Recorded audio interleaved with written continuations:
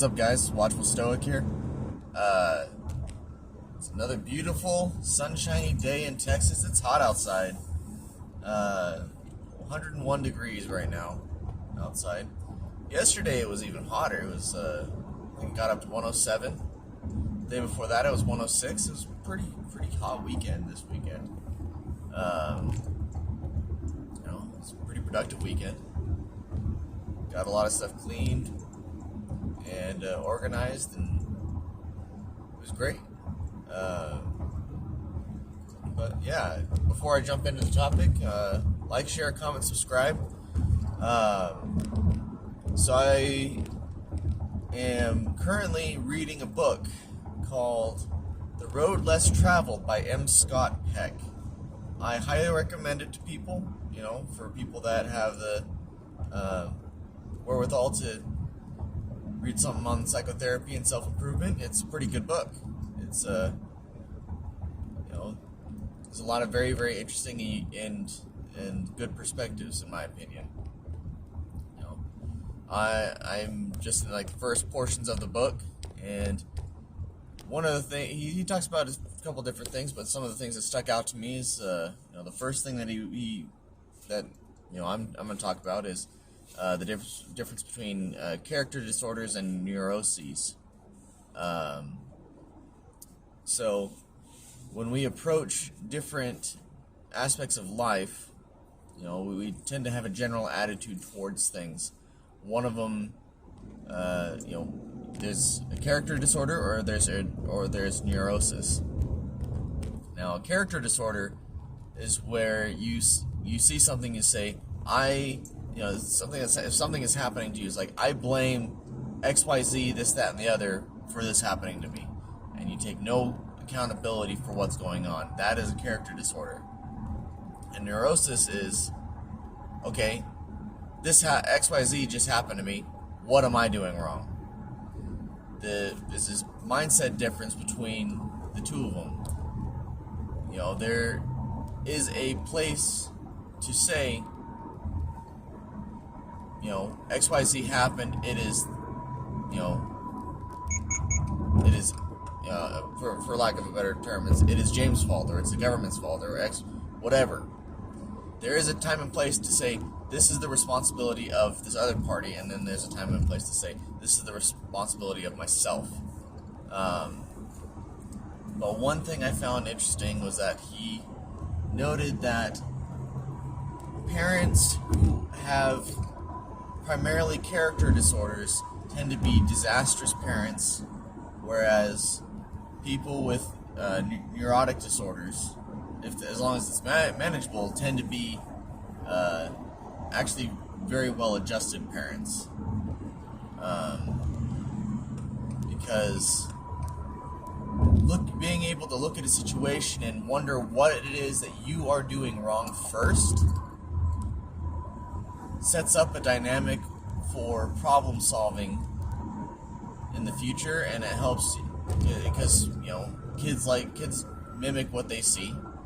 So if you are questioning yourself in the raising of children, your kids see that and they question their own actions most of the time. I'm sure there's some exceptions to this idea, but kids follow what their parents do, and yeah, that's one of the things that one of the first things I was noticing. But yeah, how it applies to the different aspects of life, though, is when people focus on these ideas of, it's not my fault, or it is my fault. If they delve too deep into those realms, then that's where the problems start. One of the examples he used is he was in Okinawa, and he was talking to people who were disaffected. I'm not sure if disaffected is the right word. People who weren't happy being there. One of the guys that this guy's a psychologist, or psychotherapist. He's one of them. but he was talking to a guy who had a drinking problem, and he was in the military, and the guy with the drinking problem had to get clearance to get back to work, or he'd be discharged from the service. If I'm remembering it correctly. And basically, what the guy did is, I have a problem. It's drinking. I can't help but drink. It's not my fault. I don't like this place. It's a terrible place to be. Guy was being really negative. He was blaming the location instead of taking responsibility for his own actions. So he says, okay, well, what do you like to do? The psychologist says, what do you like to do? He says, because obviously you like to drink, but what else do you like to do? He says, well, I like night fishing.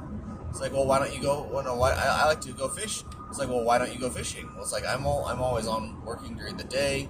Guy's making excuses. It's like, there's no night fishing. Like, there's no night fishing allowed. It's like, well, actually, I know several groups that go night fishing. You want me to give you their numbers? You can get in contact with them and go night fishing with them. It's like, oh, I don't want to. I'm not much of a fisherman anyway.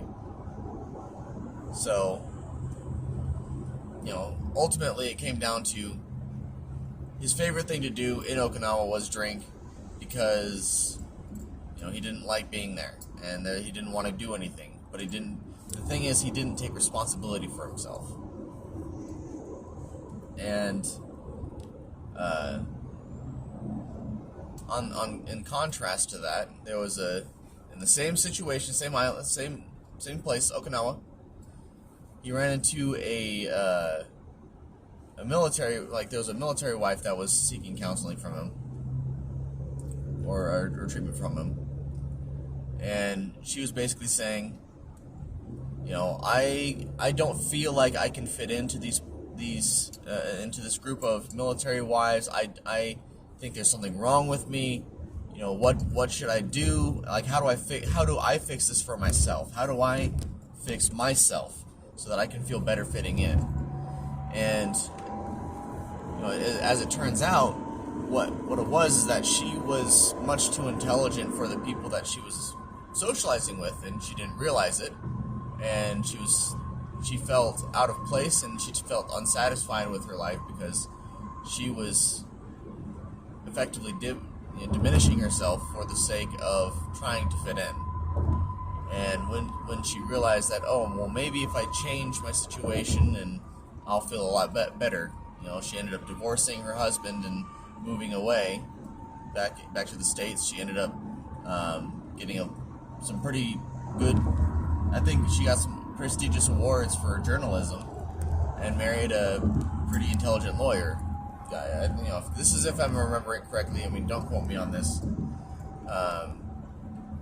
But basically, her problem wasn't necessarily her. It wasn't necessarily her.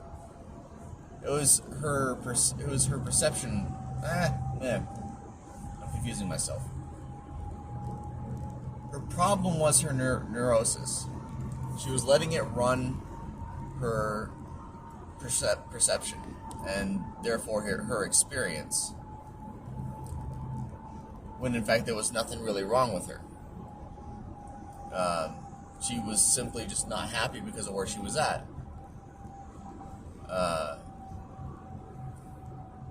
But once she was able to get to a position where she had much more fulfillment and enjoyment, she lived a much happier life.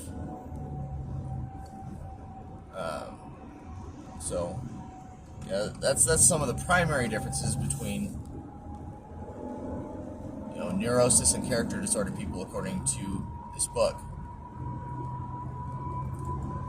Some of the other things that I read was one thing that I read was the absolute. It was like a loyalty to reality. Not being delusional. And there's a lot of times where people just aren't willing to accept and face reality. Reality is hard. Reality is difficult. And a lot of people like to delude themselves and not move forward.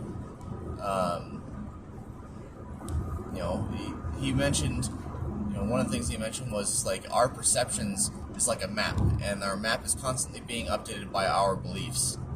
And in order to alter our beliefs, we have to be able to accept reality as it changes around us, because the way we perceive reality as as an adult, as a teenager, as a child, as someone working in food service, as someone working in white collar business, they all these perceptions change. So our map needs to be updated in order to suit the various things that we encounter. He talked about how as children we tend to develop a certain kind of map, and that usually that map is inappropriate for adulthood. He talked about a guy who, growing up, like as a kid, his parents would constantly disappoint him. They'd promise one thing, do another. They'd say, "Oh, we're gonna get you a bike for your birthday," and then give him like something else that wasn't a bike, or they'd forget his birthday altogether. So eventually, he just stopped having expectations for his parents, and he's like, "Well, they mean well, but I know that they're not going to do what they say they're going to do." His expectation was that everyone was going to disappoint him, and that everyone, had it out for their own best interests, and he was the victim in every single circumstance. And that was his worldview, based off of the map that he developed as a child.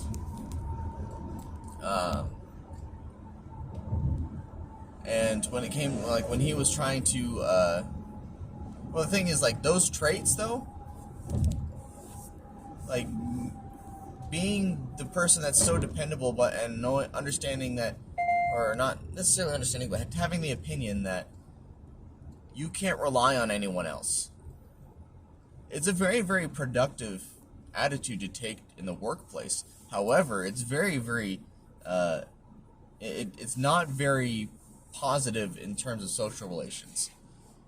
So when he tried to go get psychotherapy from Dr. Peck here, he ended up not keeping up with his appointments and like shifting things, and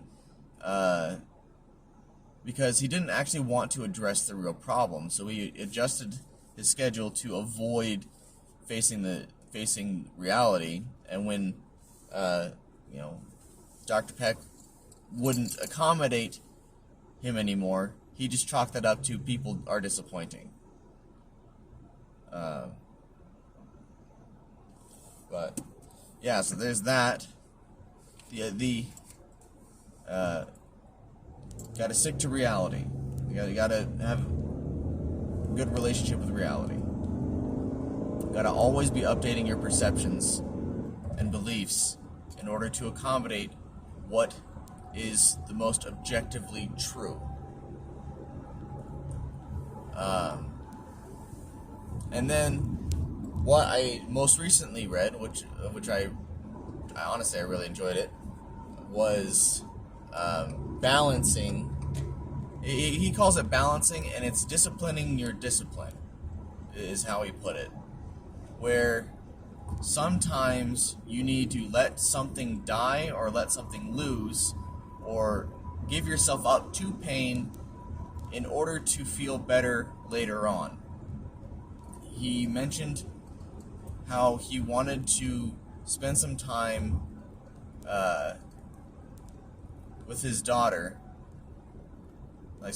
spend some quality time with his daughter, and they were playing chess, and she had a bedtime that she had to keep, and he was moving slowly, and it was dragging on, and she was getting more and more upset because it was past her bedtime and he was taking too long, and eventually, as he put it, his desire for winning ended up causing pain for him because he ended up hurting his daughter. So he needed to sacrifice the pain. He needed to sacrifice his desire for winning, which would bring him a little pain, in order to have more joy with his daughter later. And that's, so the idea that you need to sacrifice something now in order to make sure that you are not hurt later. Another example he used was he was riding his bike down a long, big hill, and he wanted to take a turn at the bottom of the hill, but he didn't want to give up the thrill of the speed that he had going down the hill. And he ended up crashing because he wouldn't compromise. He wouldn't sacrifice the exhilaration in order to get where he wanted to go. And he ended up hurting himself even more so. So sometimes we have to make sacrifices in our own life in order to improve and grow and mature. We are constantly having to grow and mature. And there's another point that he makes that he talks about when it comes to depression. I'm running out. I'm about at the end of my time here, but I will talk about this in the next video. But he talks about how depression is a healthy response to change. But I'll talk about that tomorrow. But anyway, I hope you guys have a wonderful day. Like, share, comment, subscribe. Let me know if you like this particular video. If you want me to dive deeper into this book and dive deeper into different books that I'm reading. But anyway, love you all. Have a good rest of your day.